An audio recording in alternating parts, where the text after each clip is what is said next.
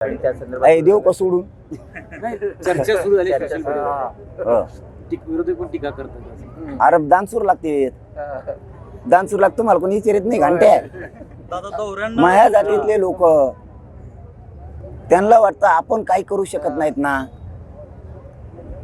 आमच्या नोकरदार वर्गाला वाटतं आपण काही करू शकत नाहीत ना बाबा. हे व्यावसायिकांना उद्योगपतींना सगळ्यांना असं वाटतं की आपल्याकडे देवाने भरपूर दिलंय ना. मनोज जरांगे पाटील आपल्या लेकरासाठी लढतो ना. मग आपण आपल्याजवळ गाडी आहे ना, देवाने आपल्याला दिली ना, कष्ट करून कमवलेली. आमच्या गाडीत बसा पाटील म्हणते. तुम्हाला कोण बसा म्हणतात घंट्या?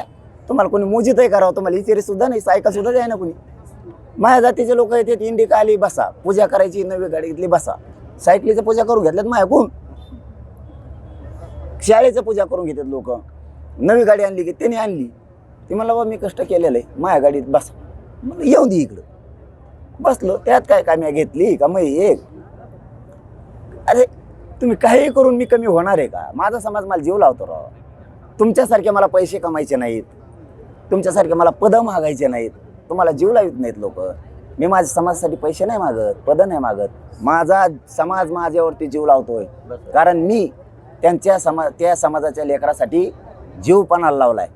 आणि मग समाज माझा, मी जसं तळहाताच्या फोडाप्रमाणे समाजाला सांभाळतो, जीव लावतो लेकरा बाळांना. ते माझे मायबाप येत ना राव. त्यांजवळ जी वस्तू आहे त्यामध्ये ही तुमची पळा घेऊन तुम्हाला खपत नाही, तुम्हाला कोणी गिनीत नाही, तुम्हाला पावसाळ्यात डिझेल टाकून देत नाही कोणी. कार्यकर्त्यांनी दिलेली गाडी मला नाही दिली. हे 2-4 दिवस हिंडूस तर नवीन घेतलाय त्यानं दिलाय. मला तुम्ही लय उकरून चालू केलं. देवेंद्र फडणवीस आणि बावनकुळे यांच्यात काही सिक्रेट आहे का? कशाचं पण मला नाही माहित. कोणचे संबंध म्हणता का? हा, कोणचे संबंध? या सगळं ह्याच्या राजकारण संबंधात फरक आहे. हा. किती मला नाही बाबा माहिती. नाही ह्याच्या मागं फक्त जे बावनकुळे सरतेचं बरोबर सारखं बोलतायत किंवा तुमच्यावर बोलतायत त्यावर देवेंद्र फडणवीस मागा इतकं असं वाटतं असल्याशिवाय करूच शकत नाही. भाजपची एक रणनीती वेगळी. कोणाचे आमदार खासदार म्हणते टप्पर नाही भाऊ बोलायची. त्यांना विचारल्याशिवाय प्रमाणपत्र रद्द केले, ती चूक दुरुस्त करा, एवढंच माझं म्हणणं आहे. लांबू नका प्रकरण. मराठ्यांच्या नादी लागू नका.